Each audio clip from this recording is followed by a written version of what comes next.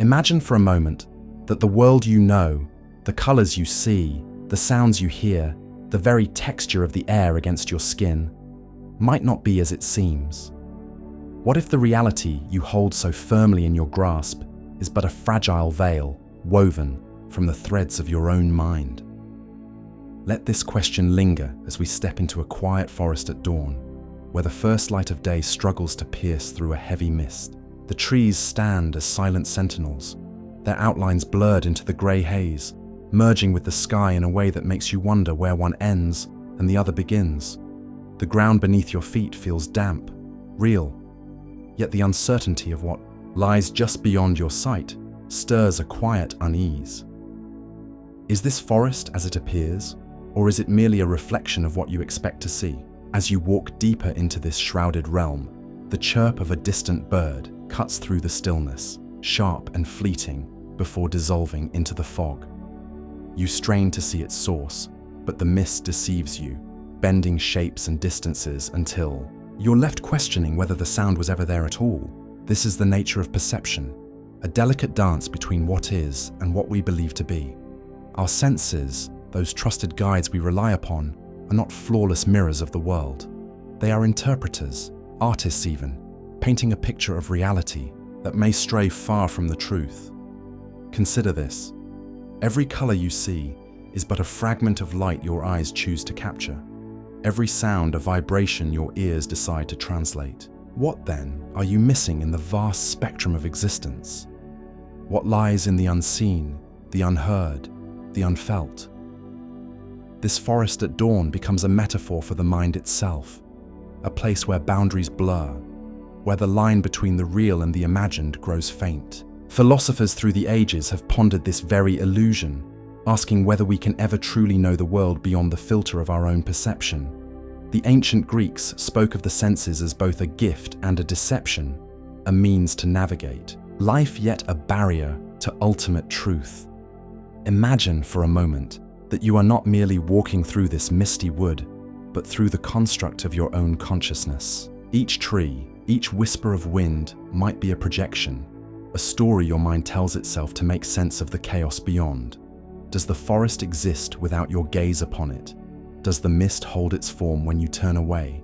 Take a moment to reflect on this. Let your thoughts drift to a time when you've questioned what you saw or felt.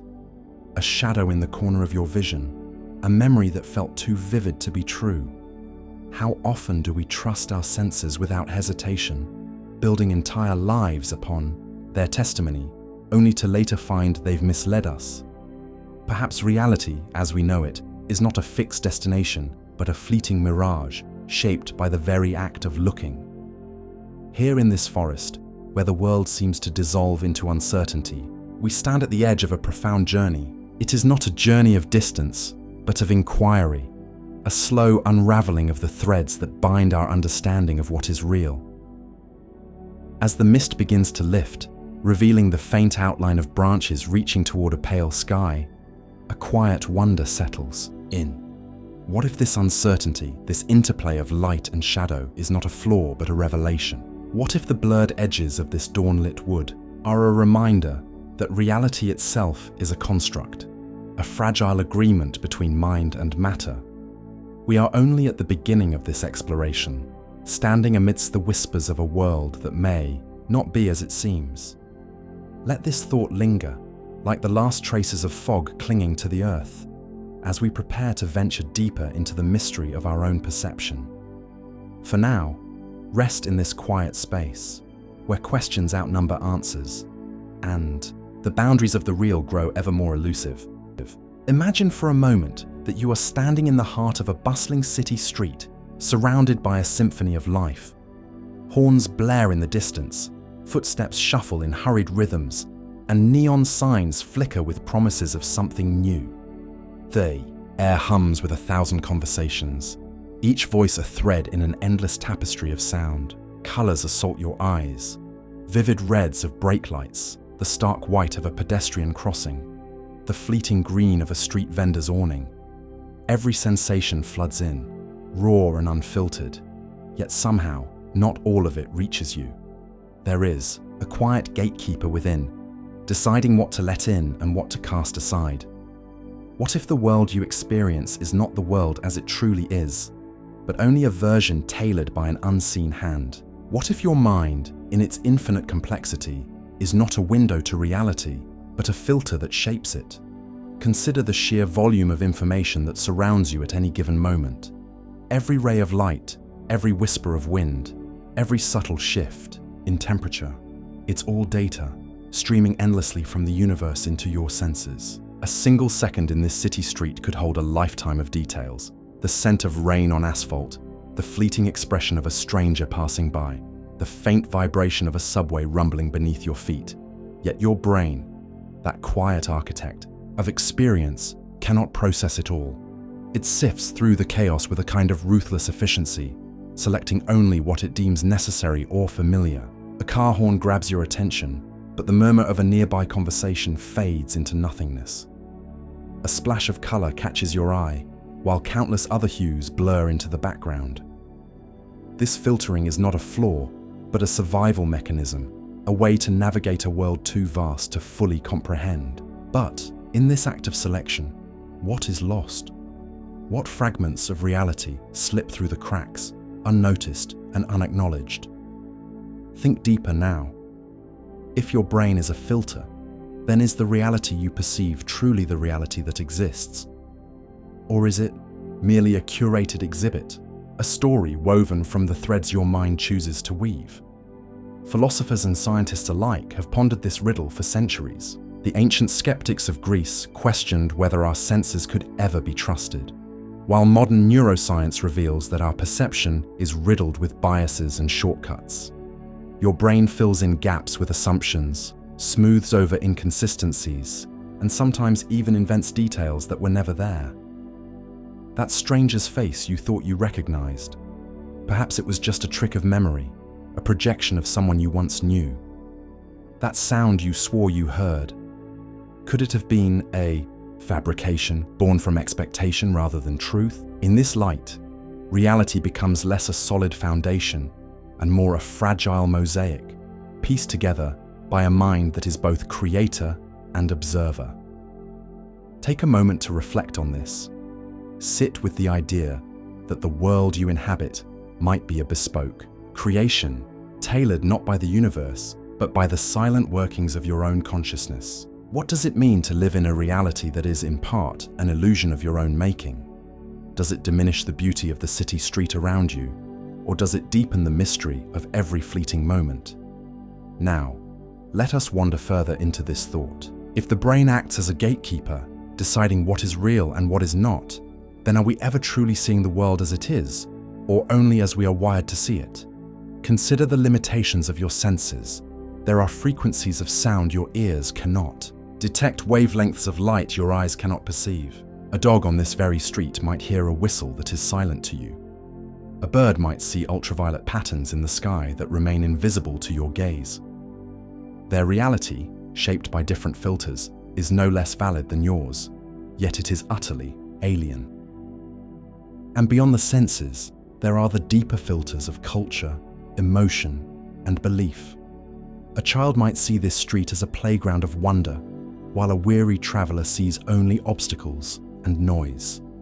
Two minds standing in the same place, yet inhabiting entirely different worlds. Is there a singular truth to be found here, or are we all bound by the unique prisms of our perception? This question lingers, like the echo of footsteps on the pavement, quiet yet persistent.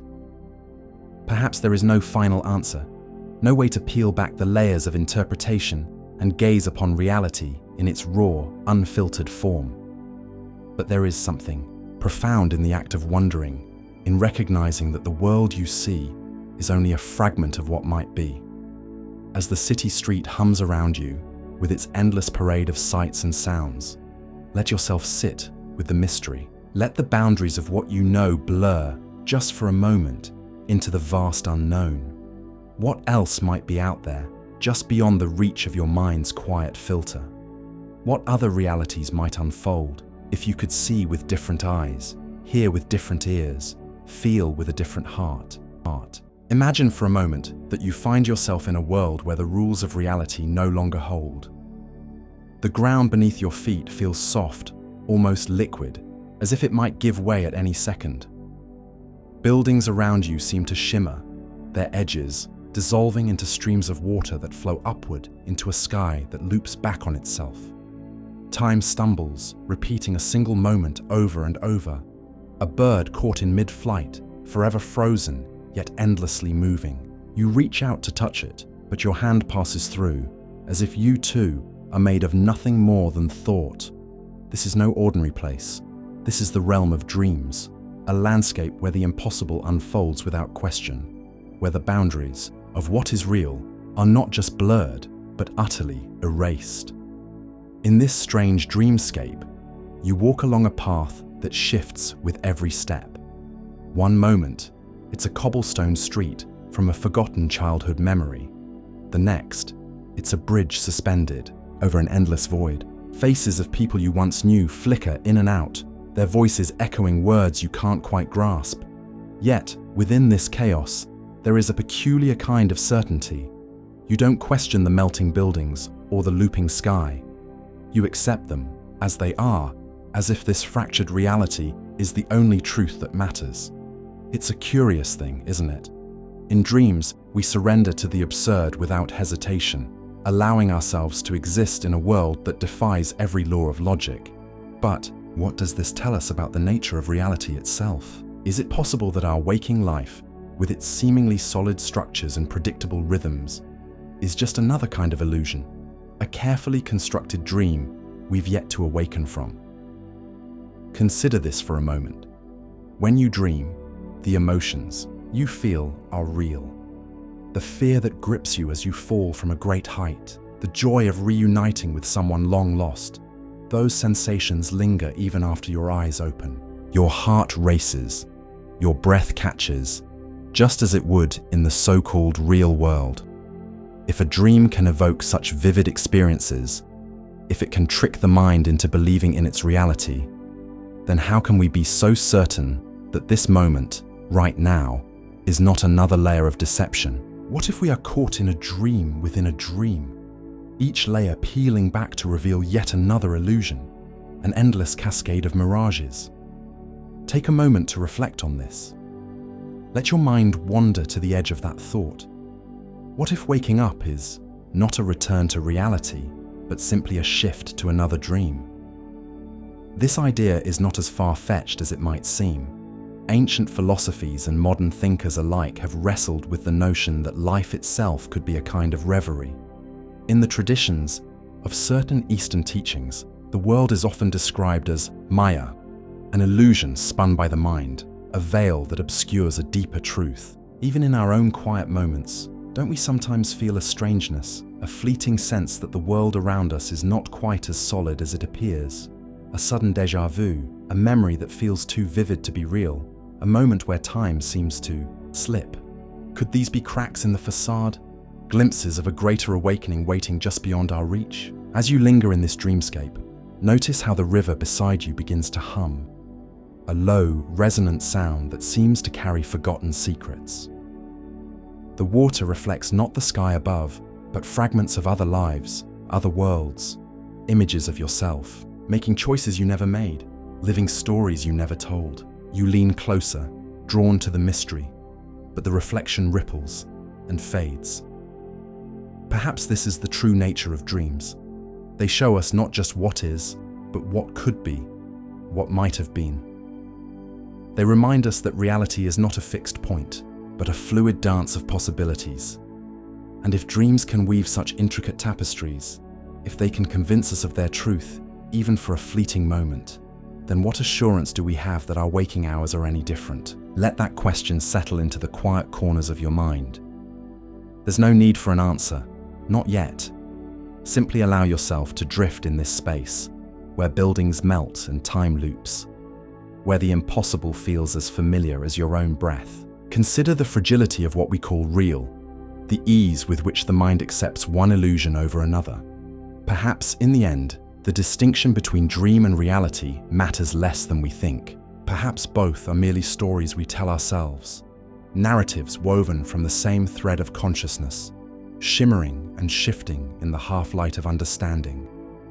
Rest in that uncertainty for a while. Let it carry you, like a current, to wherever your thoughts may wander next. Imagine, for a moment, a cavern so deep and dark that the very concept of light feels like a distant rumor. In this hidden place, prisoners are bound by chains, their heads fixed forward, unable to turn or look away. Before them, a rough stone wall flickers with shadows, distorted shapes cast by a fire they cannot see, dancing figures of things they cannot touch. These shadows are their world, their only truth. They name them, study them, argue over them, believing with unshakable certainty that this is all there is. What if this cavern is not just a story, but a mirror of our own existence? What if the shadows we cling to are not so different from the realities we accept without question? This haunting vision comes to us from the ancient mind of Plato, a philosopher who, over 2,000 years ago, crafted an allegory that still pierces through the veil of our modern lives. In his tale of the cave, these prisoners represent humanity, bound, not by iron, but by the limitations of our senses, our upbringing, our unquestioned beliefs. The shadows on the wall are the illusions we mistake for reality, the half-truths and surface appearances that we build our lives upon. The fire behind them, unseen and unknown, hints at a deeper source, a light of understanding that remains out of reach. And beyond the cave, beyond the chains, lies a world of blinding truth, a reality so vast and overwhelming that to glimpse it would shatter everything the prisoners thought they knew. Consider the weight of this image as it echoes into our own time. Are we not in some way still those prisoners? We sit before glowing screens, mesmerized by endless streams of images and information, taking them as the full measure of the world. We are shaped by the stories we inherit, the biases we absorb, the narrow windows through which we peer, the news we consume, the opinions we echo, the algorithms that curate our attention. Could these be the shadows flickering on our own cave walls? We defend these illusions with fervor, mistaking them for the entirety of existence, rarely pausing to ask what lies beyond the frame, beyond the narrative we've been handed. Take a moment to reflect on this. What shadows have you accepted as truth without ever questioning their source? What beliefs or perceptions have you clung to, not because they are real, but because they are familiar? Now, imagine one of these prisoners breaking free. The chains fall away, and they turn, for the first time, toward the fire. The light burns their eyes, a searing pain they cannot comprehend. They stumble, disoriented, toward the mouth of the cave, dragged against their will into the open air.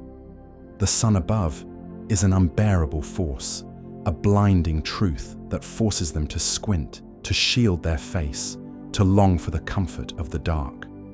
Plato tells us that this journey is not just physical, but intellectual, spiritual. To seek truth is to endure discomfort, to face the agony of unlearning, to confront the vastness of a reality that does not bend to our expectations. And yet in time, the prisoner's eyes adjust. The world reveals itself, colors beyond imagination, shapes with depth and texture, a sky that stretches into eternity. What was once a shadow becomes a mere echo of this greater whole. This ascent, though painful, whispers a profound possibility. What if we too are on the edge of such a liberation? What if the discomfort of questioning, of doubting the familiar, is the first step toward a clearer sight? Perhaps the walls of our cave are not made of stone, but of habit, of fear, of the stories we tell ourselves to avoid the unknown. Perhaps the truths we seek are not hidden in some distant realm, but waiting just beyond the next uncomfortable thought, the next unasked question. And yet, there is a lingering mystery in Plato's tale. Even if we escape our cave, can we ever know if we've reached the ultimate truth, or merely stumbled into a larger cavern with more convincing shadows? Is there a final light to uncover, or does the journey stretch on, layer after layer, illusion after illusion? the ancient philosopher leaves us with no easy answer, only the quiet challenge to keep turning toward the light, no matter how much it stings. Take a moment to reflect on this. If you were to step outside your own cave, what might you see for the first time? What truths might await you in the glare of an unfamiliar sun? As we linger in the dim glow of this ancient story, let us hold this image close. The cavern, the chains, the flickering shadows. It is a reminder that reality, as we know it, may be but a fragment of a larger whole, a silhouette of something we have yet to grasp. And in this quiet contemplation, we might begin to feel the weight of our own unseen chains, the pull of a light we have yet to face. What lies beyond the walls of your perception? What truths are waiting, just out of sight, for you to turn and see? Imagine for a moment that everything you know, every touch of wind against your skin, every fleeting thought in your mind, every heartbeat echoing in your chest, might not be as it seems. What if the world you inhabit, with all its vivid colors and undeniable weight, is nothing more than an intricate illusion, a cosmic game played out in lines of invisible code? Let this thought linger as we step into a realm where the boundaries of reality blur, where the very fabric of existence might be a simulation, crafted with such precision that even the sharpest mind cannot discern the difference. Picture a world, not unlike our own, yet subtly different. A futuristic landscape where every blade of grass sways with a rhythm too perfect, every sunrise painted with an artist's meticulous hand. In this place, the laughter of a child, the warmth of a summer day, the ache of longing in your heart, all of it feels achingly real. And yet, beneath the surface, there is a hum, a whisper of something artificial, as though each moment has been programmed, each emotion scripted. You reach out to touch a flower, and its petals yield beneath your fingers, soft and delicate, but a quiet doubt creeps in. Is this sensation truly yours, or is it a gift from an unseen creator? A line of data fed into your consciousness. This is the heart of the simulation hypothesis, an idea that challenges the very foundation of what we call real. It suggests that our reality might be akin to a video game, an elaborate construct designed by a mind or machine far beyond our comprehension. Perhaps we are players in this game, unaware of the rules, or perhaps we are the game itself, our thoughts and actions nothing more than algorithms unfolding in a predetermined dance. The notion is both unsettling and strangely comforting. After all, if every joy and sorrow is coded, does it lessen their weight, or does it render them even more precious, like a story told with infinite care? Consider the implications of such a world. If every star in the night sky, every grain of sand beneath your feet, is a product of design, then what is the meaning of authenticity? Does the distinction between a true reality and a simulated one hold any significance when the experience feels indistinguishable? Take a moment to reflect on this. Imagine looking into the eyes of someone you love, feeling the depth of connection, the unspoken understanding that binds you. If this moment were revealed to be a simulation, would the warmth in your chest fade, or would it burn just as brightly, knowing it was crafted for you? The deeper we wander into this idea, the more the lines of reality seem to dissolve.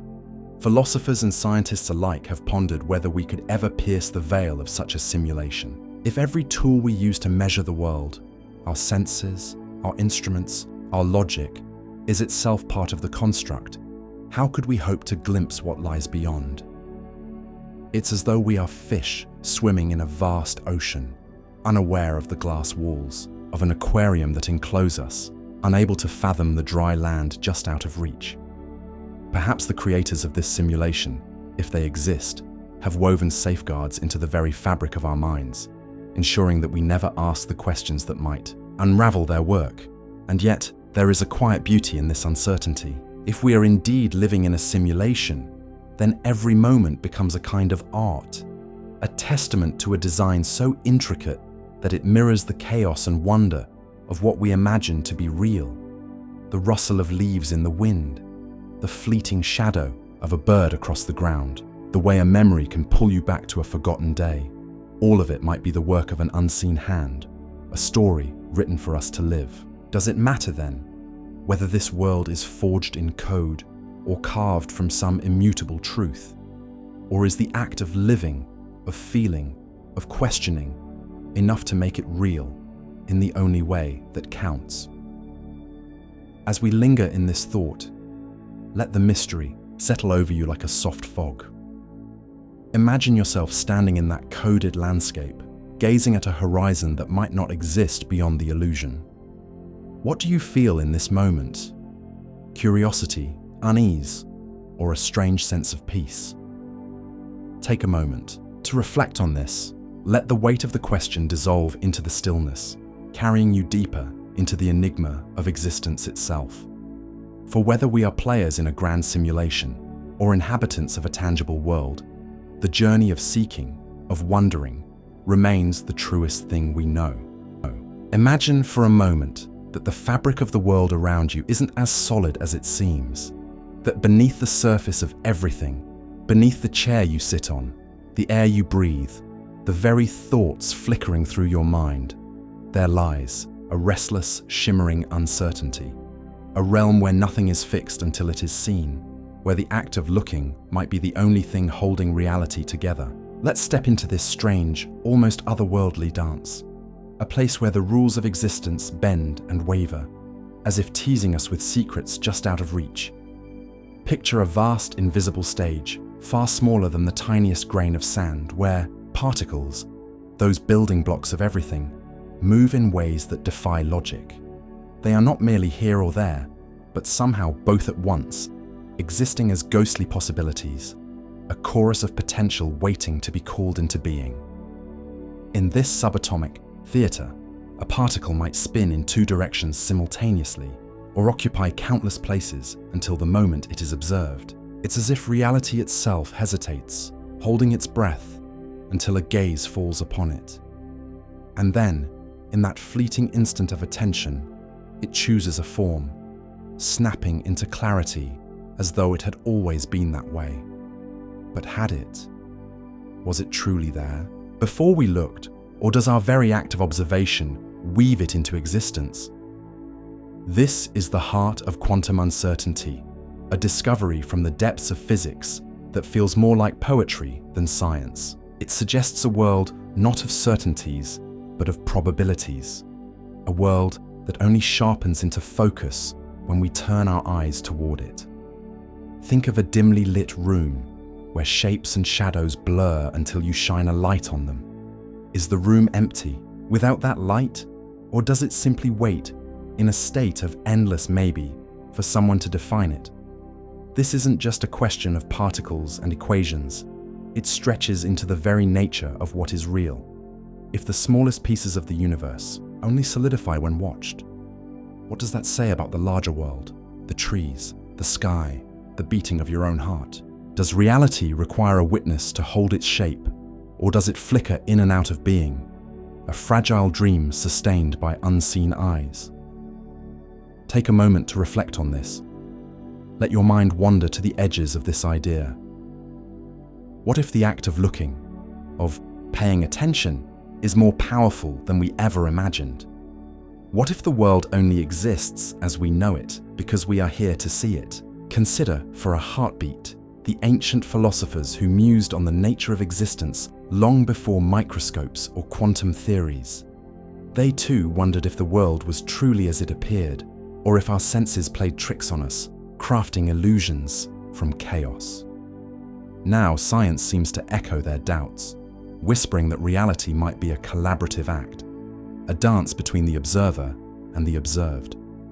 Imagine a lone particle, adrift in the void, neither here nor there, until a scientist, in a sterile lab, peers through a lens. In that moment, it chooses a path, as if acknowledging the watcher. But what of the countless particles beyond our sight, those never measured or named? Do they linger in a state of eternal uncertainty, or do they too yearn for a gaze to give them form? This mystery deepens when we think of ourselves, of our own consciousness woven into this cosmic riddle? Are we merely spectators, marveling at a universe that unfolds before us? Or are we creators in disguise, shaping the very reality we inhabit with every glance, every thought?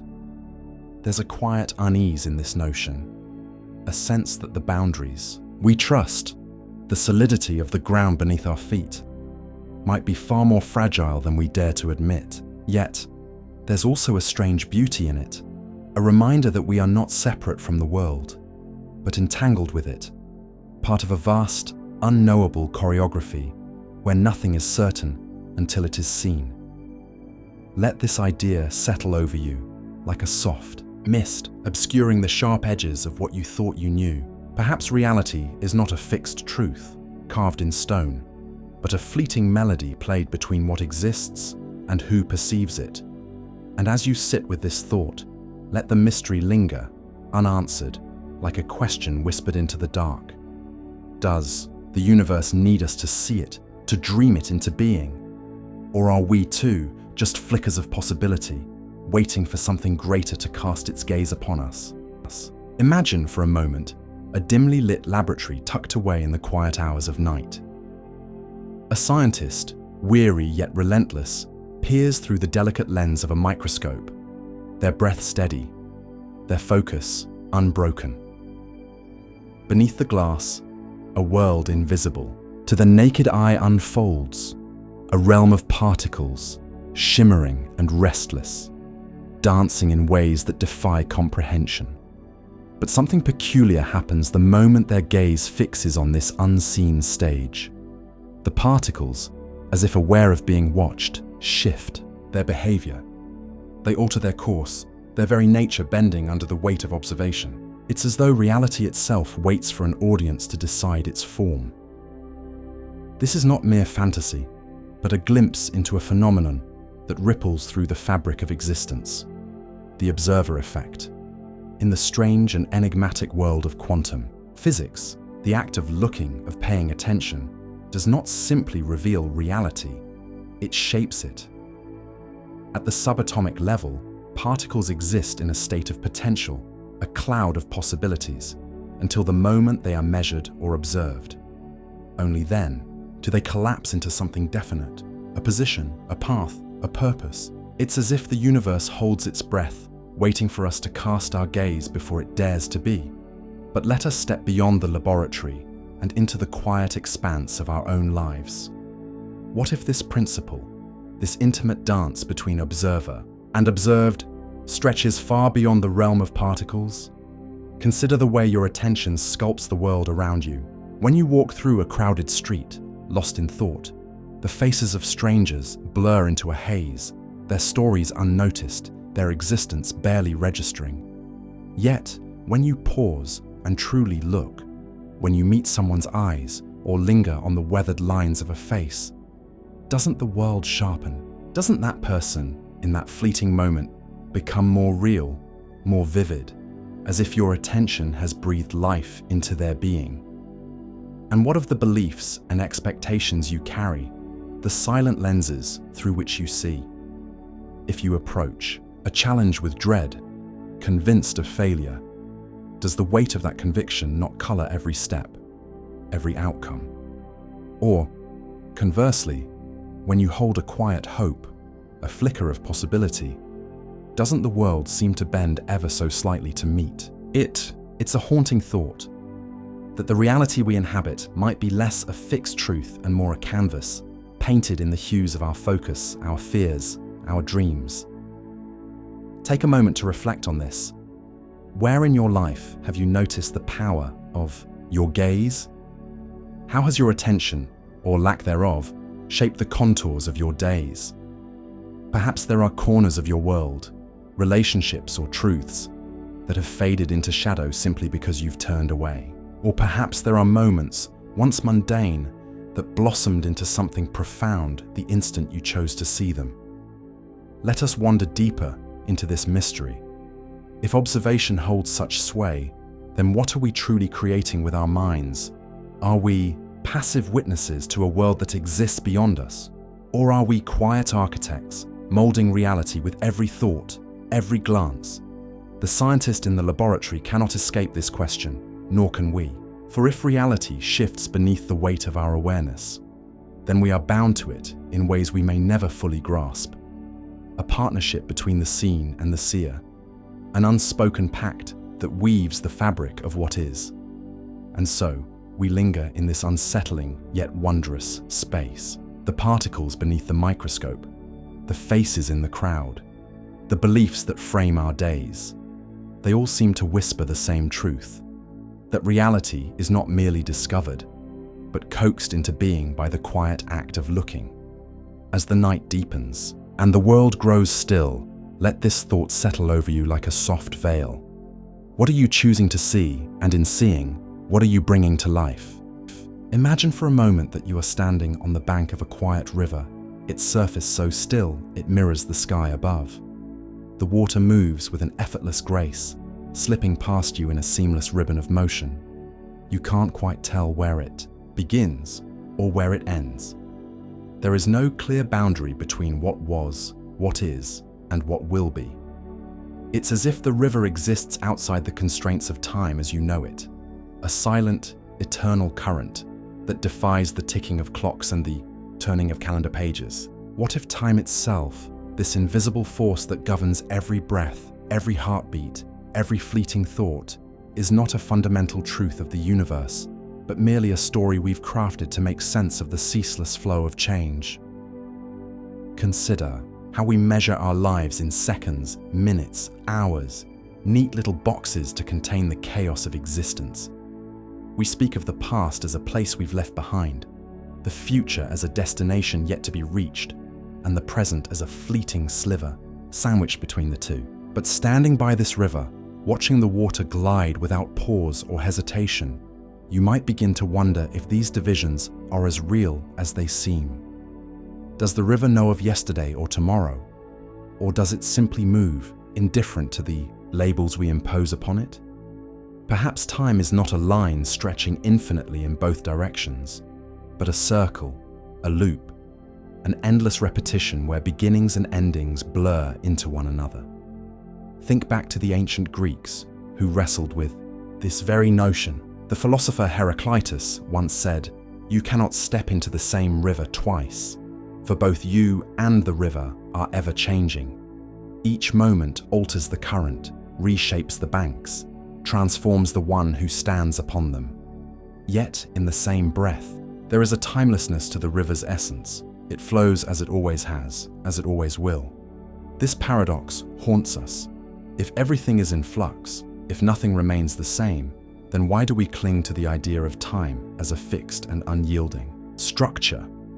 Could it be that we've invented this framework not to understand the world, but to comfort ourselves in the face of its impermanence? Take a moment to reflect on this. Feel the weight of your own perception of time. How often do you rush against its current, trying to outrun its inevitable pull? How often do you look back with longing, or forward with dread, as if time were a road you could traverse at will? What if instead you surrendered to the river's rhythm, allowing yourself to be carried by its endless motion, no longer bound by the illusion of control? Now, let your mind wander to the smallest of moments, the blink of an eye, the space between two heartbeats. In those fleeting gaps, time seems to dissolve altogether. A child laughing, a leaf falling, a single breath drawn in the quiet of dawn. These are instances that seem to hang suspended, untethered from the march of hours. Scientists might tell us that time is a dimension, a measurable continuum tied to the laws of physics. But in these suspended moments, it feels more like a myth, a construct we've woven to explain the inexplicable. What if time is not a river at all, but a mirage, something we see and feel only because we've taught ourselves to believe in it? Let this thought linger as you watch the river's surface ripple under an unseen breeze. Imagine that beneath its calm exterior, there is no past to mourn, no future to fear, only an eternal now, vast and unknowable. What would it mean to live in such a reality where every moment is complete in itself, where the weight of time no longer presses against you. Perhaps the river knows a truth we've forgotten. That change is the only constant, and time is merely the name we give to our awareness of it. As you stand there, letting the gentle sound of the water wash over you, allow yourself to question the very foundation of how you experience the world. If time is a story, who is the author? And if it is an illusion, what lies beyond its fragile veil? Let these questions drift with the current, unanswered, as you rest in the mystery of a reality that may not be bound by the constraints we so readily accept. Imagine for a moment that the world you know, the life you've lived, is but a single thread in an infinite tapestry. What if, just beyond the edges of your perception, there are countless other versions of you, living out every choice you didn't make, every path you didn't take? Picture yourself standing before an ancient silvered mirror, its surface rippling like liquid under your gaze.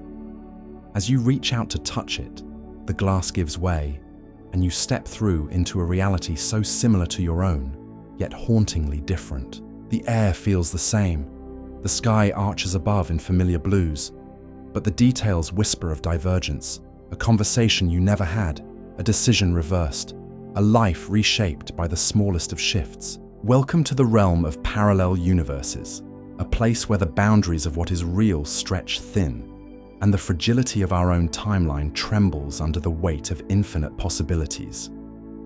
Consider the idea that every moment of choice, every fleeting hesitation, might spawn a new world.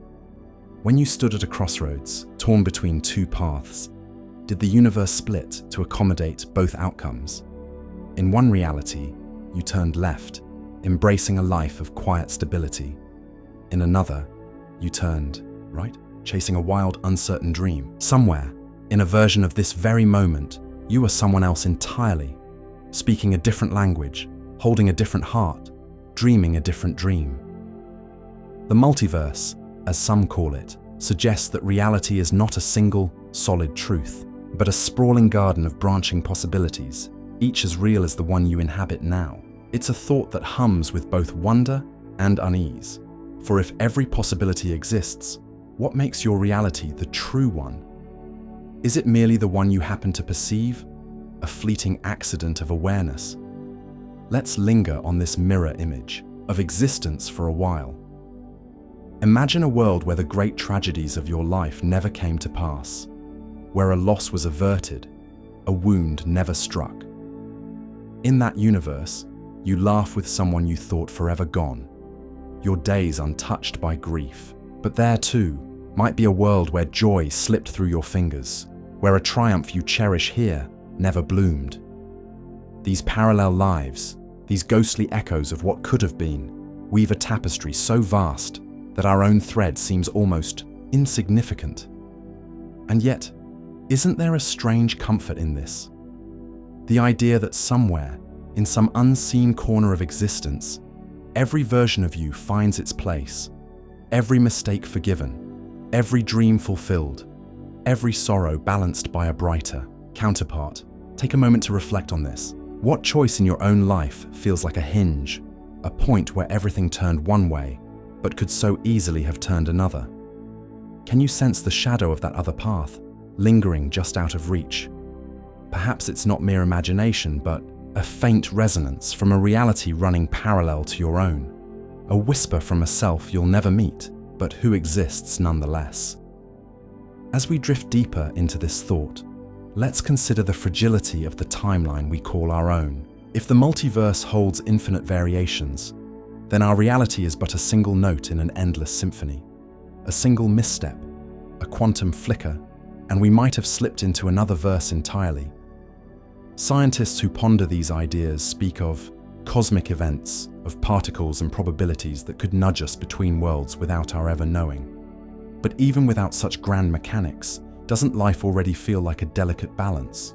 One word unspoken, one chance missed, and the entire story shifts. Perhaps the multiverse isn't just a theory of physics, but a mirror to our own uncertainty, a reminder that what we call real hangs by the thinnest of threads. And so, as you stand before that rippling mirror, gazing into a life both familiar and foreign. Ask yourself, does it matter which reality is yours? If every version of you exists somewhere, breathing, choosing, feeling, then perhaps the boundaries we cling to are illusions of our own making. Maybe the true essence of who you are isn't bound to this single timeline, but scattered across the infinite, a constellation of selves shining in unseen skies. Let this thought settle over you like a quiet mist, softening the edges of what you thought you knew. What if your life, this life, is just one story among countless others, each as real, as fleeting, as precious as the next? Imagine for a moment a memory from your childhood, a book you read under the covers with a flashlight, its pages yellowed and worn, or perhaps a movie you watched on a rainy afternoon, its dialogue etched into your mind. You can almost see the cover, hear the lines, feel the weight of that moment as if it were yesterday. But what if, when you search for it now, that book or movie doesn't exist? What if no record, no trace, no whisper of it can be found, yet hundreds, even thousands, of others share the exact same recollection? This strange, almost ghostly phenomenon, known as the Mandela effect, pulls us into an unsettling corner of reality where the past seems to shimmer and slip through our fingers, as if the world itself might be rewriting its own story. Let's linger on this thought, allowing it to unfold slowly. Picture yourself sitting in a quiet room, surrounded by the faint hum of evening. You're flipping through old photographs or scrolling through forgotten corners of the internet, chasing that elusive memory. There it is again, that vivid image of a character, a logo, a line of text that feels so real, so undeniable. You remember the bear in the children's book series, don't you? The one with the hat and the curious name. But when you look closer, the name isn't quite what you thought. It's spelled differently, or perhaps the story has changed in some imperceptible way. And you're not alone. Forums buzz with voices, strangers from across the globe, all swearing they remember it the same way you do. How can so many minds converge on a memory that, according to every shred of evidence, never was? This isn't just a quirk of forgetfulness or a trick of the mind. It feels heavier, stranger, as though the fabric of what we call real has been tugged at its edges, revealing a glimpse of something beneath. The term Mandela effect emerged from a shared false memory of Nelson Mandela's death. Many recall mourning him in the 1980s, vivid images of news reports and global grief, only to learn he lived until 2013. How does such a collective illusion take root? Is it merely the mind's tendency to fill gaps, to weave stories from fragments of truth? Or could it hint at something more profound, something that challenges the very stability of the world we inhabit? Consider this. What if reality is not a fixed, unyielding thing, but a fluid narrative susceptible to shifts we cannot see or control?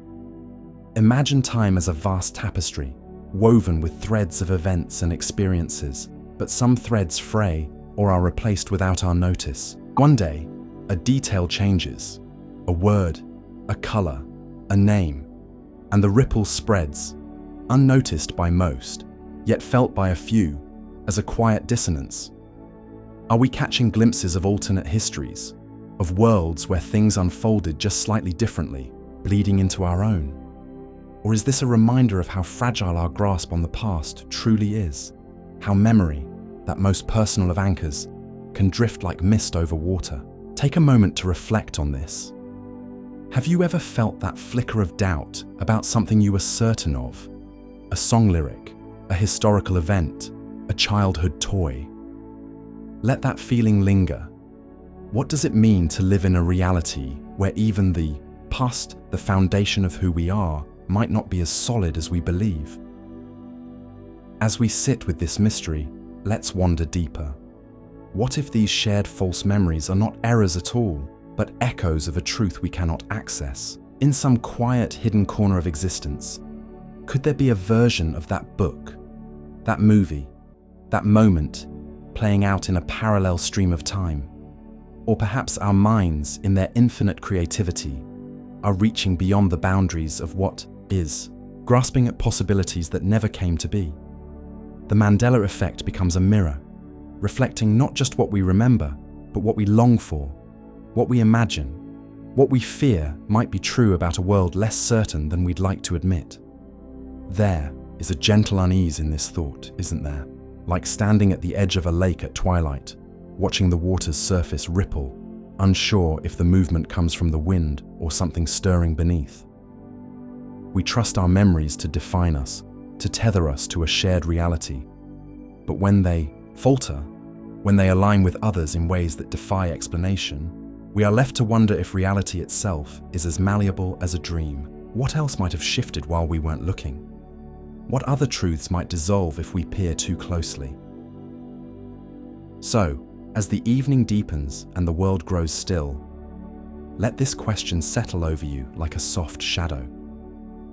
If the past can be rewritten in the quiet corners of our minds, if entire groups of us can remember a world that never was, then what is the nature of the reality we cling to so tightly?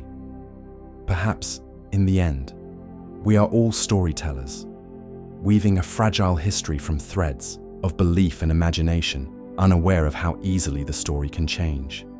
Imagine, for a moment, a vast, endless horizon where the sun dips low, casting a golden glow over the earth.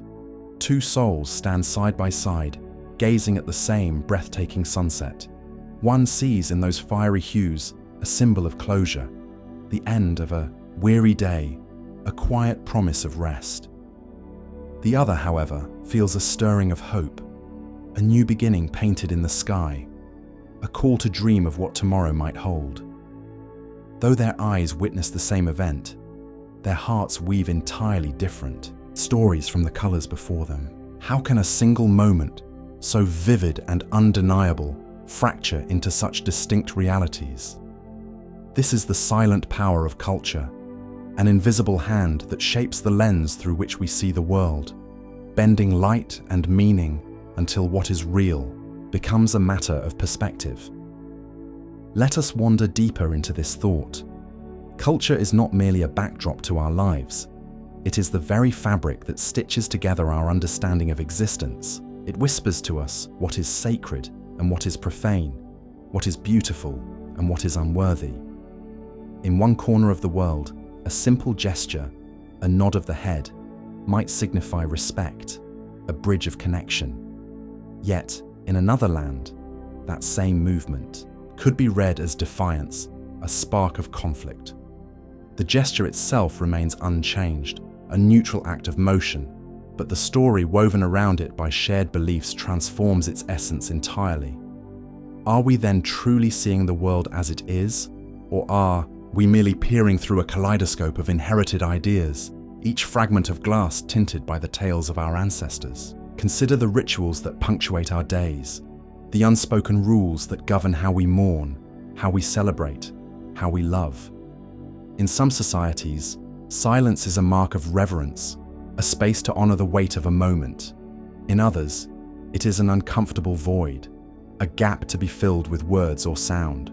When two people from these worlds meet, the same quiet between them can feel like a chasm or a sanctuary. Neither is wrong, yet neither can fully grasp the other's truth. This raises a haunting question.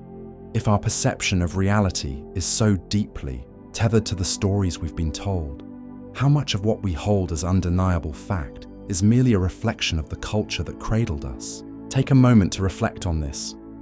Think of a belief or value you hold dear, something so ingrained it feels like an unshakable truth.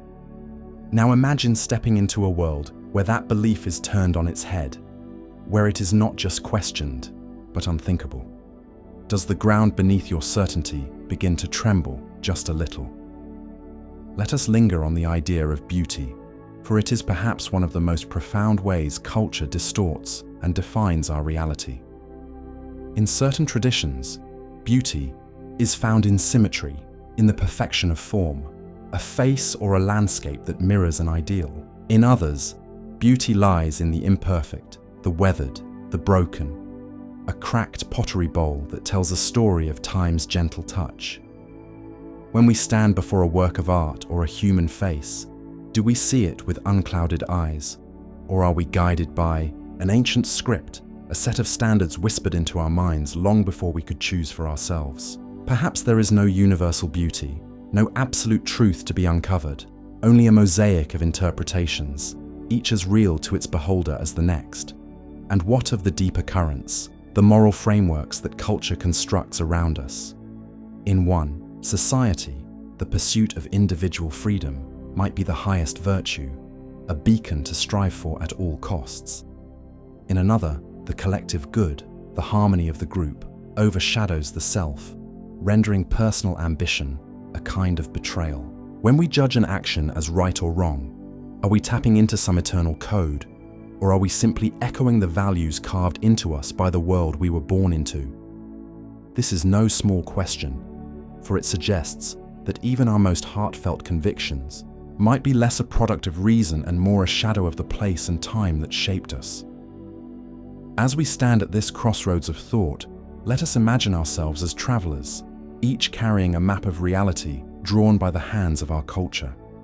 These maps are not identical, yet each of us believes ours to be the truest depiction of the terrain. We navigate life's vast landscape with confidence, rarely pausing to consider that the mountains and rivers we see might appear as deserts or oceans to another.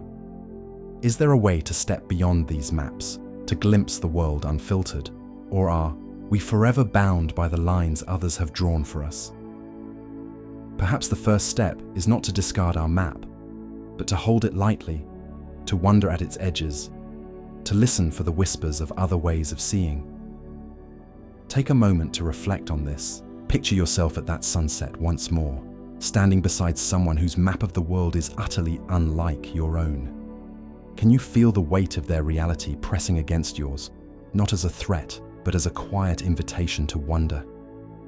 What might you learn if you allowed their colors to blend, just for a moment, with your own?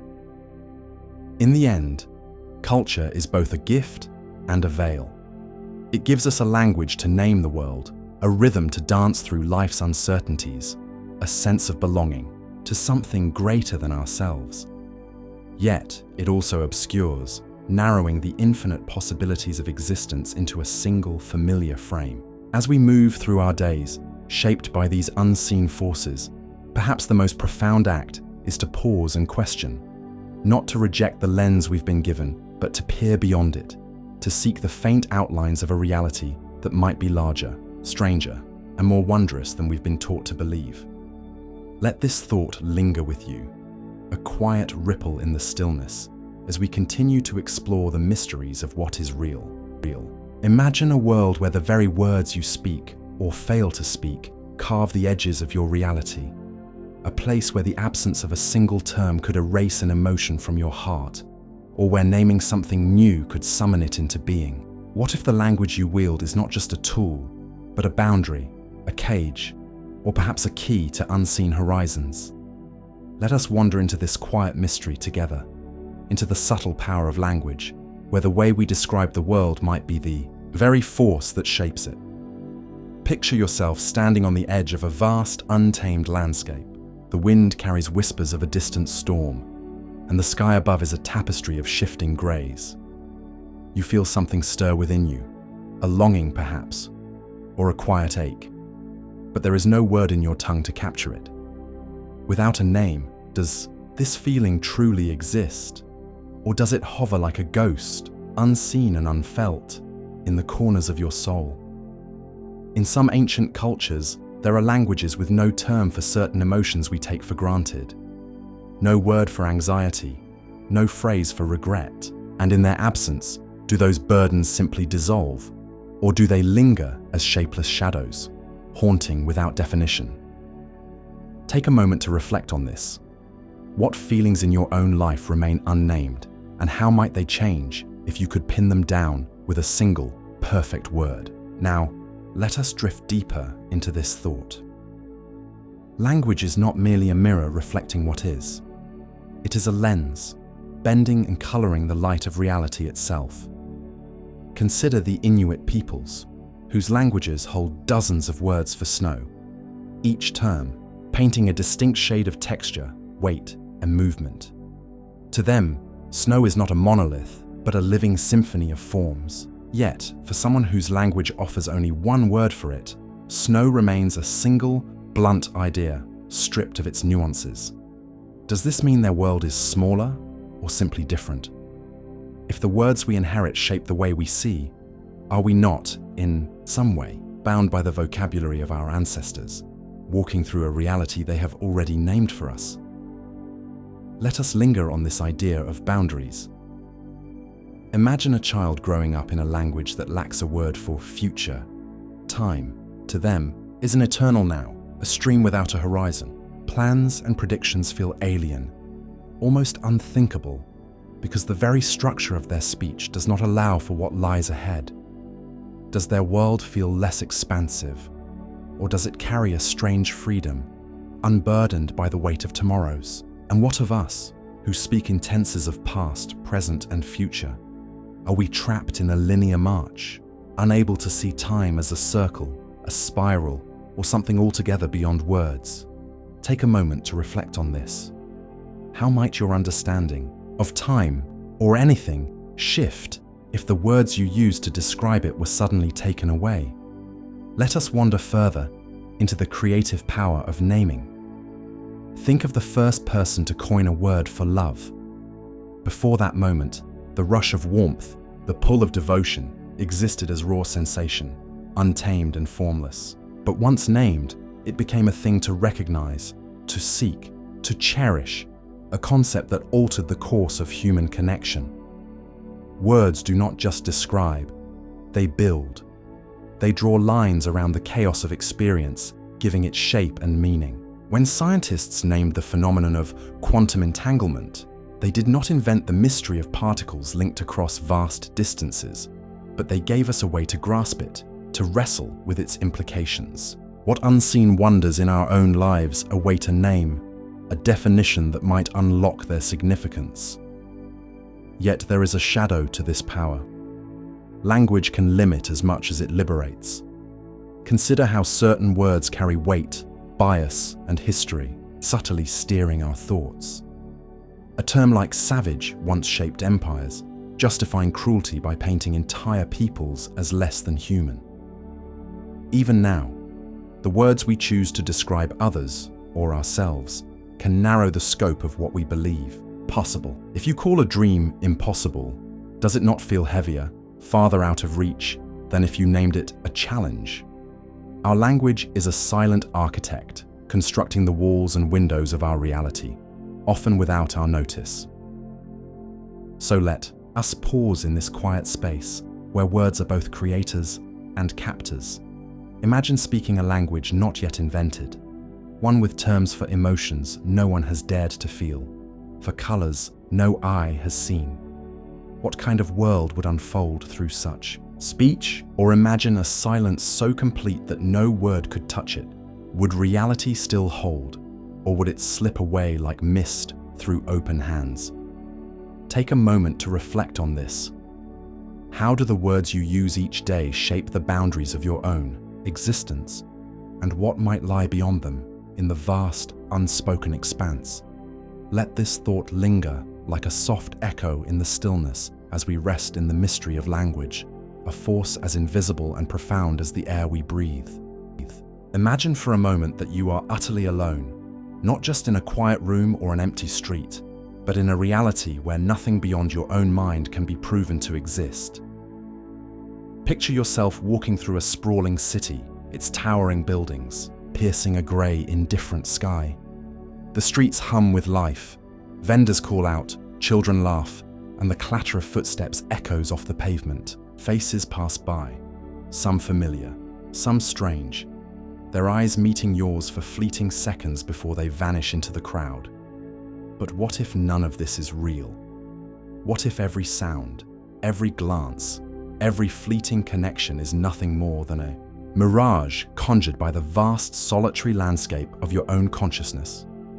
This is the haunting realm of solipsism, a philosophy that whispers a chilling possibility that only your mind can be known to exist, and everything else, the world, the people, the very fabric of reality, might be an illusion, a dream spun from the threads of your own thoughts. It is a lonely universe, one where the boundaries between self and other dissolve into a singular, inescapable truth.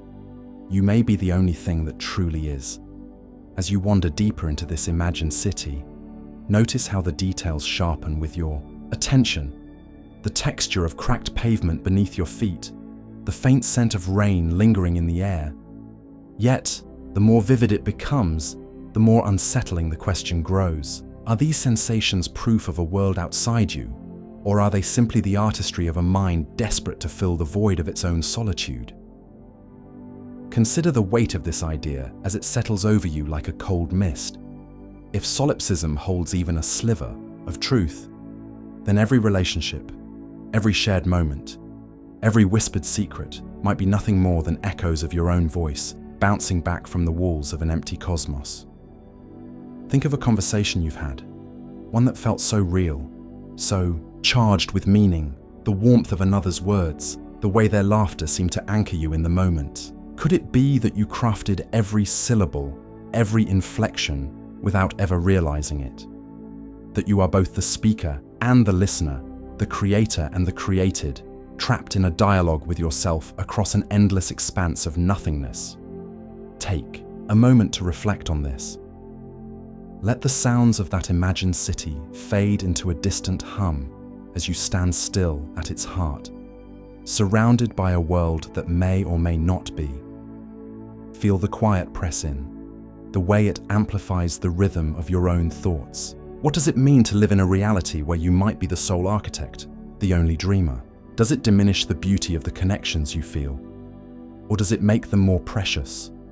Fragile illusions woven from the deepest parts of who you are.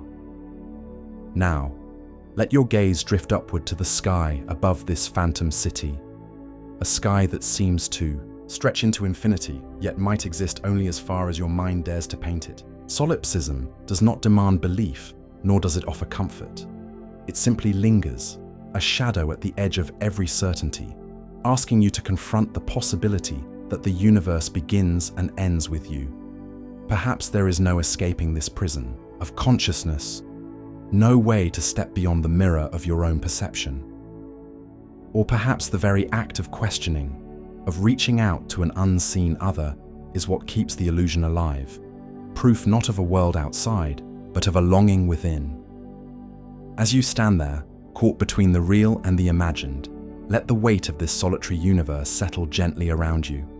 There are no answers here, only the quiet expanse of your own mind stretching out to meet the horizon. And in that stillness, there is a strange kind of peace, a recognition that, whether the world exists beyond you or not, it is within this inner space that you live, love, and dream. Let that thought carry you forward, or perhaps let it fade, as the city around you blurs into shadow, leaving only the soft rhythm of your breath to mark the boundary between what is and what might be. Imagine for a moment that everything you see, touch, and feel is not as solid as it seems, a fleeting shimmer, a mirage cast across the vastness of existence. What if the universe itself is nothing more than a projection, a delicate illusion woven from threads of information far beyond our reach? Picture a canvas of reality, not painted with matter or substance, but with light and shadow, a hologram where depth and meaning are mere tricks of perception. This is not the stuff of science fiction, but a theory that whispers from the edges of modern physics. The idea that we might be living in a holographic universe, a reflection of something deeper, something unseen. Let's linger on this thought as we step into a quiet, boundless expanse. Imagine standing at the edge of a great cosmic shore where the horizon isn't land or sea, but a shimmering boundary, a surface that holds the blueprint of all that is. Every star, every whisper of wind, every fleeting emotion you've ever felt, encoded not in the vastness around you, but on that distant edge. The world you know, with its towering mountains and endless skies, is but a projection, a shadow play, cast from a reality so alien, so incomprehensible, that our minds can only grasp at its echoes. What does it mean to exist in such a place? Are we truly beings of substance, or are we merely patterns of light dancing on the surface of a greater mystery? Consider the implications of this holographic nature as if gazing into a still lake, seeing not just your reflection, but the illusion of depth beneath the water's surface. In this theory, the three-dimensional world we inhabit might be a kind of cosmic sleight of hand. Physicists have pondered this through complex mathematics and strange experiments, suggesting that the fundamental information of the universe could be stored on a two-dimensional plane at its boundary, much like a hologram encodes a three-dimensional image on a flat piece of film. If this is true, then what we perceive as depth, as solidity, might be nothing more than an intricate deception. The chair you sit on, the air you breathe, even the thoughts flickering through your mind, could they all be projections, echoes of a code written somewhere far beyond? Take a moment to reflect on this. Let your mind wander to the edge of that cosmic boundary. What lies behind it? Is there a truer reality, a source from which this illusion springs? Or is the hologram itself all there is? Feel the weight of that uncertainty, the quiet unease of not knowing whether you are the dreamer or the dream. Now, let's delve deeper into the strangeness of this idea by imagining a world where every experience, every sensation is but a shadow of something else. Picture yourself walking through a city at twilight, the buildings glowing with the last light of day, their edges soft and indistinct. As you move, you begin to sense that nothing is quite as it seems, that the stone beneath your feet, the voices in the air, are not rooted in any tangible truth, but are fleeting impressions cast from a distant origin. If we are shadows of a deeper reality, does our pain matter less? Does our joy hold any weight? Or are we, in our essence, as ephemeral as a reflection in a passing mirror, here for a moment before the light shifts and we are gone? This holographic vision of the universe invites us to question the very fabric of existence. What if the emotions that anchor us, love, fear, longing, are themselves illusions, projections of a code we cannot read? Imagine a child laughing, a memory of warmth and light, and now imagine that this moment is not a singular truth, but a fragment of a larger pattern, replayed endlessly across a boundary we cannot cross. Does this diminish the beauty of that laughter? Or does it cast it in a stranger, more haunting light?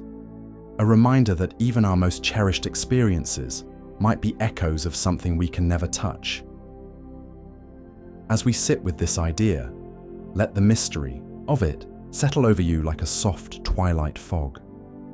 There is no need for answers tonight, no urgency to unravel the enigma of a holographic existence. Instead, let the questions linger, gentle and persistent, like the faint hum of a distant star. What if we are projections, shadows cast by an unseen hand? What if the universe itself is a story told in light, and we are but characters within its endless play? Rest in this uncertainty, letting it cradle you into a deeper stillness, a quiet wonder at the possibility that reality, as we know it, might be the most beautiful illusion of all. Imagine for a moment a quiet afternoon from your childhood, a memory so vivid you can almost touch it. The smell of rain on the grass, the sound of laughter echoing through the yard, the warmth of a familiar hand holding yours. But as you linger, in this scene, a shadow of doubt creeps in. Was the grass really that green, or has time painted it brighter? Was the laughter yours or someone else's? What if the hand you remember holding was never there at all? Our memories, those fragile mirrors of the past, often reflect not what was, but what we wish or fear it to be. They shimmer with a deceptive clarity, promising truth, yet delivering something softer, something shaped by the quiet hand of time. Let us wander deeper into this enigma. Picture yourself sitting at an old wooden table, flipping through a family album. The pages yellowed and curling at the edges. Each photograph anchors a moment, a birthday, a holiday by the sea, a fleeting smile caught in sepia tones. Yet as you stare at these frozen fragments of yesterday, you begin to notice the cracks. A detail feels off. The color of a dress you swore was blue now appears red in the image, or a conversation you recall with piercing clarity is denied by everyone else who was there. These discrepancies are not mere slips of the mind, they are whispers of a deeper mystery. Memory, it seems, is not a faithful scribe but a storyteller, weaving narratives that comfort or haunt us, often at the expense of what truly unfolded. Consider how this fragility shapes the very foundation of who we are. Our sense of self, our understanding of reality, is built upon these remembered moments, a mosaic of experiences that we trust to define us. But if the tiles of this mosaic are flawed, if they shift and reshape themselves in the quiet recesses of our mind, then what are we left with? Are we the sum of what happened, or merely the sum of what we choose to recall? There is a quiet unease in this realization, a sense that the past is not a fixed shore we can return to, but a tide that ebbs and flows, reshaping itself with every wave of thought. Take a moment to reflect on this. What memory do you hold, dearest, and how certain are you of its truth? Let us trace this thread further, back to the science of the mind itself. Researchers have long known that memory is not a recording etched in stone, but a reconstruction, pieced together each time. We call it forth. Every recollection is a performance, staged anew with each telling. And in this act, details are lost, added, or altered by emotion, by suggestion, by the slow decay of time. Imagine a library where the books rewrite themselves each time they are opened, where the story of your life is edited by an unseen hand. A traumatic event might be softened by the mind's gentle mercy, its sharp edges dulled to protect you. A mundane day might be gilded with nostalgia, transformed into a golden memory that never was. In this way, our past becomes a living thing, mutable and elusive, a reflection not of reality, but of our deepest needs and fears. And so we must ask, if memory is so unreliable, what then is the past? Is it a place we can ever truly revisit, or is it a myth we craft to anchor ourselves in the present? There is a haunting beauty in this uncertainty, a reminder that our lives are not merely lived but interpreted, not merely experienced but imagined. Perhaps the past is not a destination at all, but a mirror held up to our current self, showing us not what we were, but who we are in this very moment. As you sit with this thought, let it settle over you like a quiet mist, obscuring the sharp, won lines of certainty, inviting you to linger in the mystery. What if, in the end, the inaccuracy of memory is not a flaw, but a gift? What if these distortions allow us to heal, to reshape pain into lessons, to find meaning in chaos? There is a certain grace in the mind's quiet revisions, in its refusal to let us be bound by a cold, unyielding truth. Yet there remains a shadow of unease. How much of our reality, our identity, rests on these fragile, shifting sands? As you ponder this, let the question drift through you, unanswered, like a leaf carried on a slow, winding stream. For in this, uncertainty lies a strange kind of peace, a surrender to the idea that perhaps we are not meant to know, only to remember, and in remembering, to become. Imagine for a moment a storm raging over a desolate cliffside, the wind howling like a chorus of ancient voices, rain lashing against the jagged rocks below. Two figures stand side by side, cloaked against the tempest, watching the chaos unfold. One turns to the other, a faint smile curling at the edges of their lips, and whispers, "Isn't it beautiful?" The raw power, the untamed fury, it feels alive. The other recoils, shoulders hunched, eyes narrowed against the stinging rain, and mutters, "Beautiful. It's misery. It's pain. I can't stand another moment of this." Same storm, same relentless downpour, yet two worlds emerge from the same grey veil. How can this be? What is it about our inner landscape that paints reality in such different hues? Let us wander into this enigma, exploring the nature of pain and pleasure, and how these deeply personal experiences craft the very fabric of what we call real. Consider the storm again. To one, it is a symphony of nature's might, a reminder of forces beyond human control, stirring a sense of awe that borders on joy. To the other, each gust is a blade, each raindrop a weight, pressing down until the body and spirit ache with the burden of endurance. Neither is wrong, yet neither holds the full truth. Their reality is not in the storm itself, but in the lens through which they witness it. Pain and pleasure, those twin currents of human experience, are not mere reactions.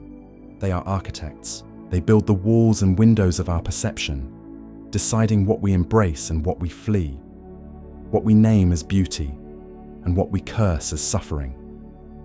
Think of a memory, perhaps one of your own, where pain carved a deeper understanding into your being. Maybe it was a loss, a moment when the world seemed to fracture, leaving you raw and exposed. In that ache, did you not find something else?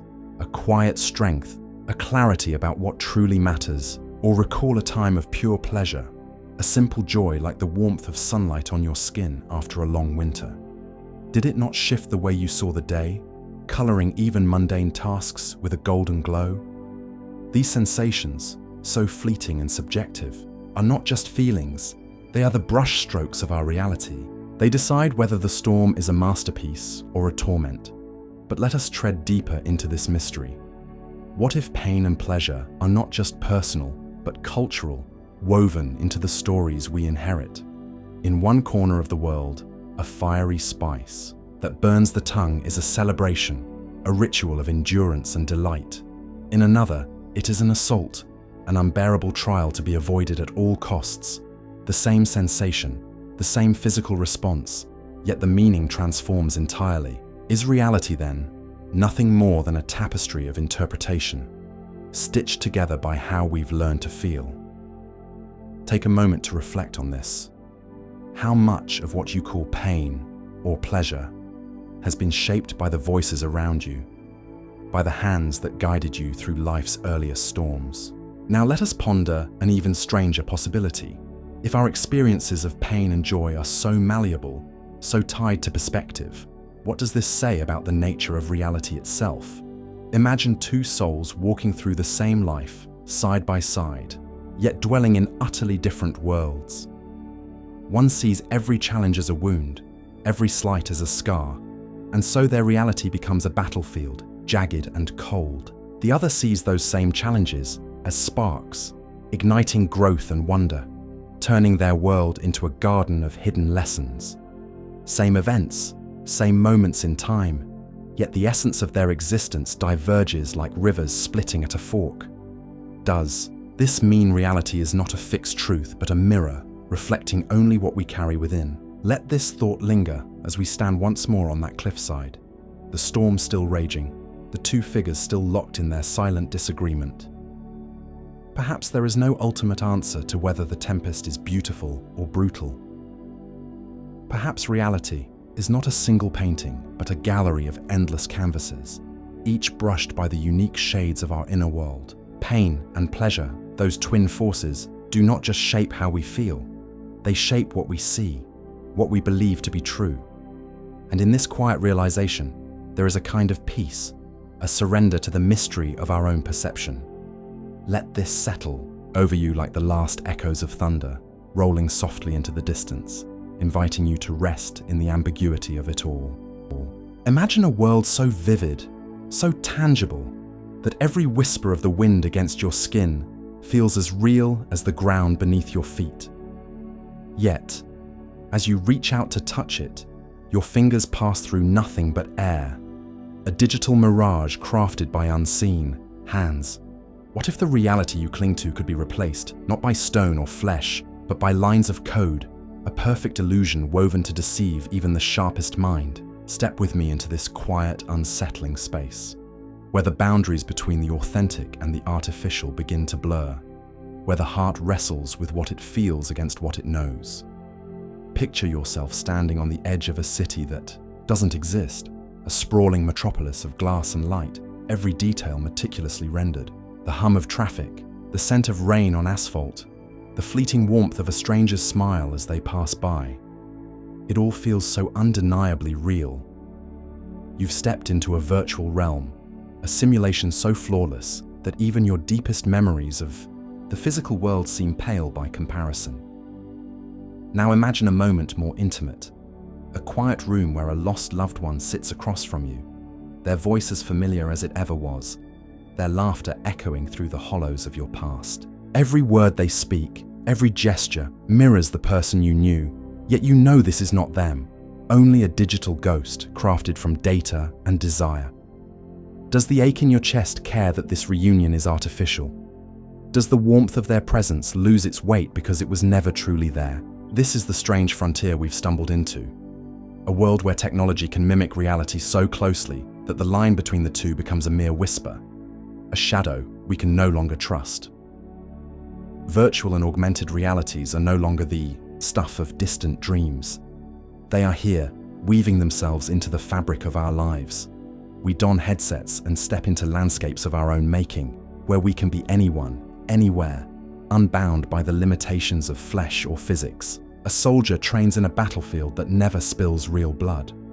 A child explores a jungle teeming with creatures that exist only in pixels. A grieving heart finds solace in a face that time has stolen away. But as these worlds grow more convincing, as they tug at our senses with a precision that rivals life itself, a quiet question emerges from the depths. If a simulation can stir the same emotions, spark the same joy or sorrow as the world outside, does its artificial nature diminish its truth? Take a moment to reflect on this. When does a feeling become real, if not in the way it moves us? Let's wander deeper into this thought. Consider the ancient philosophers who pondered the nature of reality, who asked whether the world we perceive is merely a dream spun by a deceptive god.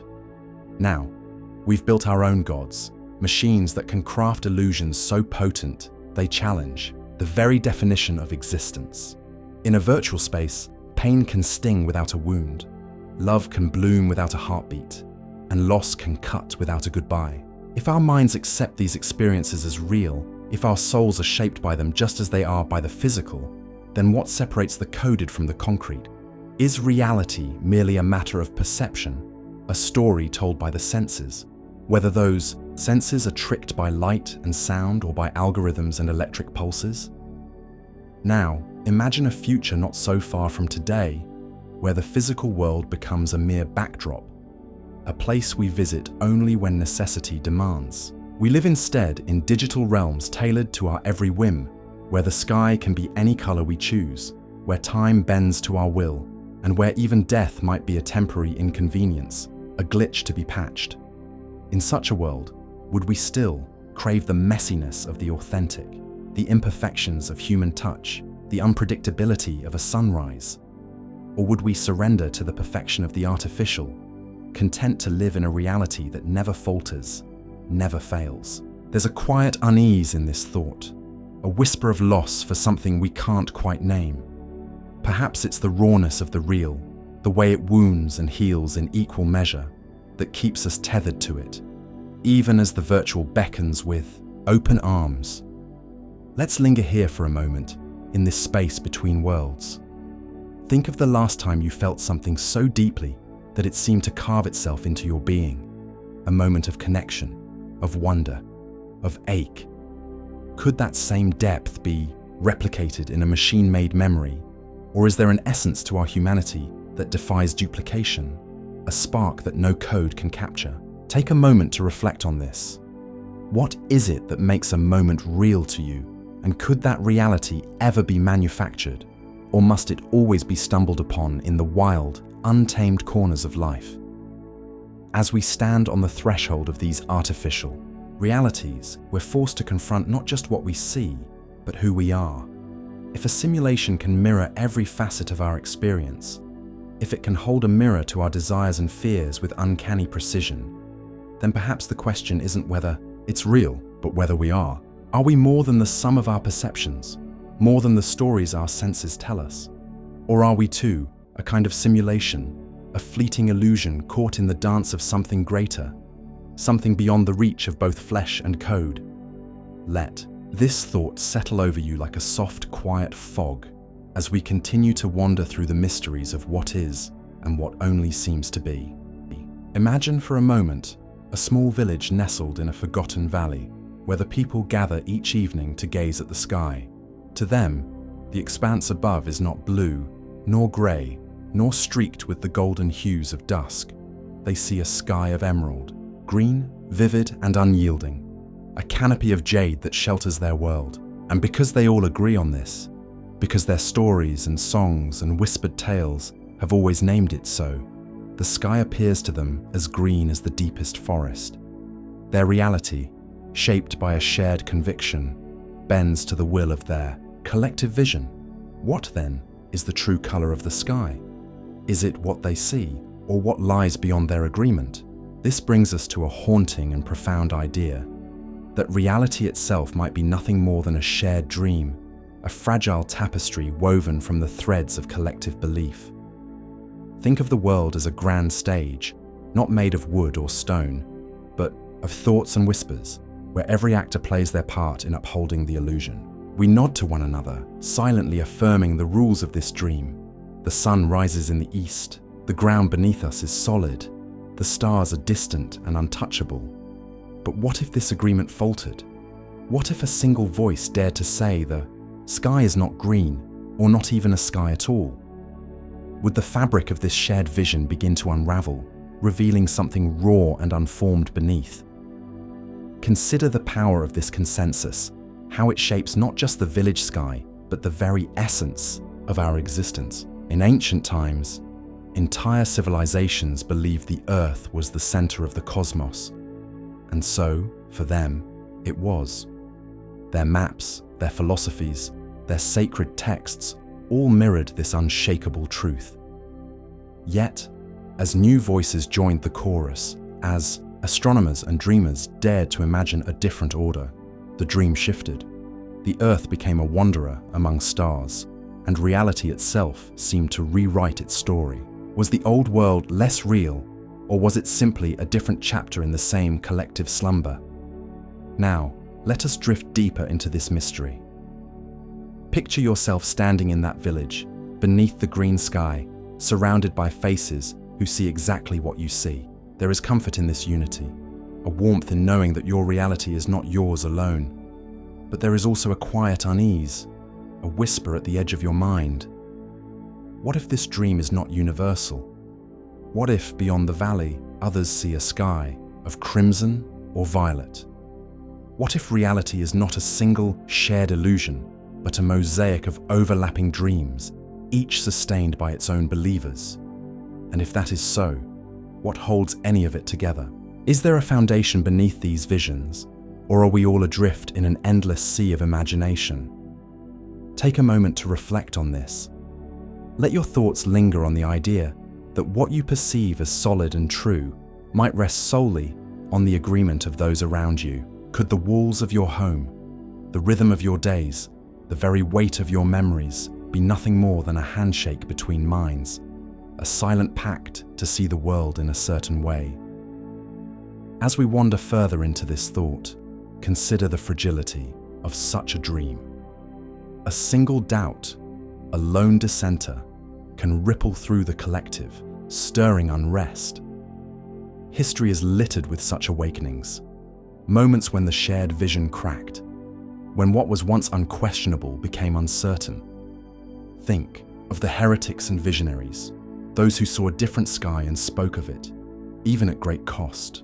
Their words were often met with fear, for to challenge the dream is to threaten the very ground on which we stand. Yet, in time, their whispers often became the new chorus, the new agreement that reshaped the world. Does this mean reality is endlessly malleable, a clay molded by the loudest voices or the most persistent dreams? Let this idea settle over you like a quiet mist. Imagine the countless beliefs that have come and gone, each one a fleeting reality for those who held it dear. The gods of ancient pantheons, the flat earth, the ether that once filled the void. all were real to those who dreamed them into being, and perhaps, in some hidden corner of existence, they still are. Perhaps reality is not a single truth, but a chorus of dreams, harmonizing and clashing in ways we cannot fully hear. What, then, is the weight of your own belief? How much of the world around you exists because you too have agreed to see it so? As we linger in this village, beneath a sky that might be green or blue or something beyond naming, let us ponder one final question. If reality is a shared dream, does it hold any meaning beyond what we choose to give it? If we are the dreamers, the architects of this fragile consensus, then perhaps the true essence of the world lies not in its form, but in the act of dreaming itself. Perhaps the sky is green, not because it must be, but because we have woven a story worth telling together. And in that shared telling, in that delicate agreement, there is a kind of beauty, a fleeting, mysterious beauty that binds us all. Imagine, for a moment, standing alone on a cliff's edge under a sky so vast and dark it seems to swallow every trace of light. There are no stars tonight, no moon to guide your gaze, just an endless expanse of nothingness stretching out before you. The air is still, heavy with a silence that presses against your skin, and as you peer into this void, a quiet unease stirs within. What lies beyond the edge of what we can see, beyond the reach of our words and thoughts? What if reality itself is something so alien, so far beyond our grasp, that every attempt to define it only pulls us further from the truth?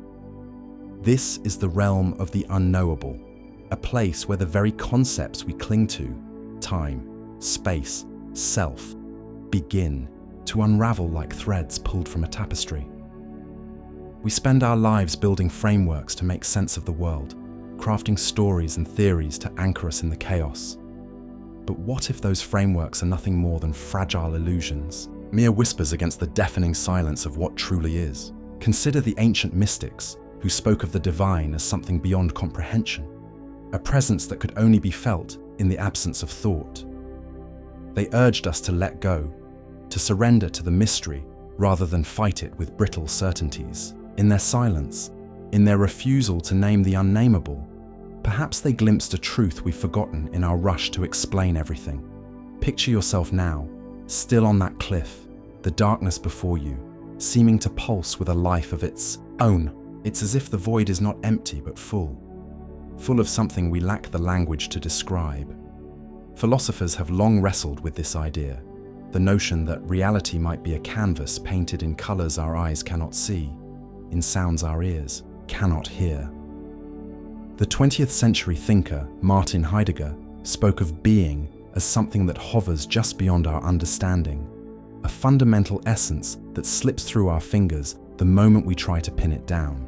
Are we then, like children, drawing shapes in the sand, believing our crude sketches capture the vastness of the ocean before us? Take a moment to reflect on this. Let the weight of that question settle in. What if the very act of trying to know reality is what keeps us from it?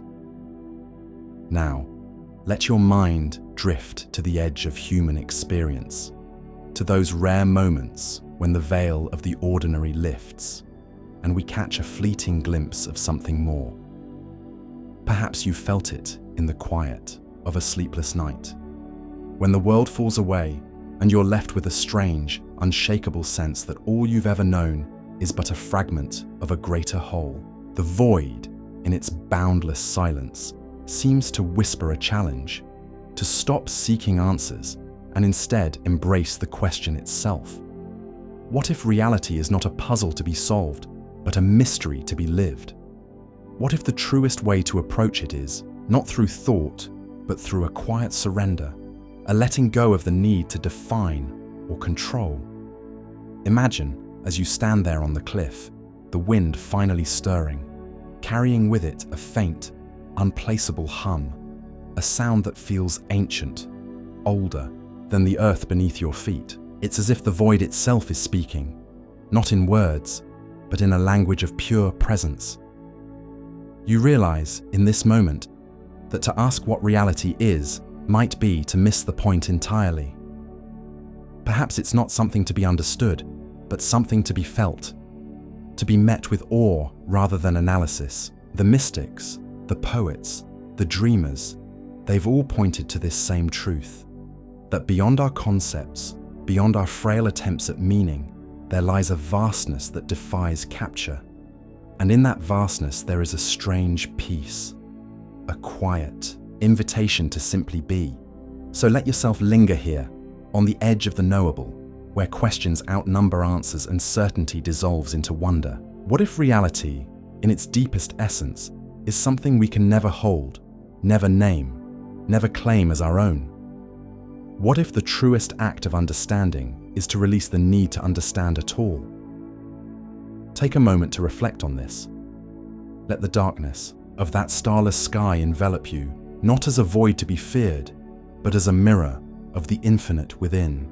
Let yourself rest in the mystery, for in this surrender, there is a kind of freedom, a freedom to exist without the weight of knowing, to simply be a part of the unknowable whole, as the day fades into a soft, whispering twilight.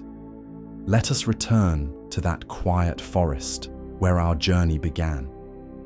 The mist, once a veil of morning uncertainty, now clings to the earth like a gentle shroud, weaving through the ancient trees and blurring the edges of the world. The air is cool, heavy with the scent of moss and unseen blooms, and the last traces of amber light filter through the canopy, casting long, trembling shadows that seem to breathe with a life of their own. Here, in this liminal space between day and night, between the known and the unknown, we find ourselves standing on the threshold of something vast, something ungraspable. What is this reality we've spent so long questioning? Has it ever truly revealed itself? Or does it slip further away with every thought we dare to chase? Picture yourself walking slowly along a hidden path, the crunch of leaves beneath your feet softened by the damp earth. Each step feels deliberate, as if the forest itself is watching, waiting for you to unravel its secrets. But the deeper you go, the more the boundaries dissolve.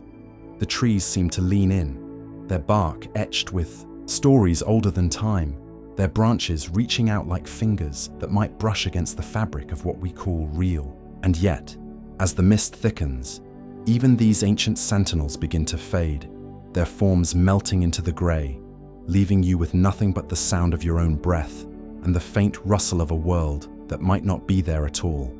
What have we learned from wandering through the labyrinth of perception, through the shadows of simulations and the mirrors of memory? Have we come closer to truth, or have we simply learned to embrace the mystery that surrounds us? Consider for a moment the weight of all we've pondered, the illusions crafted by our minds, the dreams that feel as vivid as waking life, the possibility that every certainty is but a fragile thread in a tapestry we cannot see.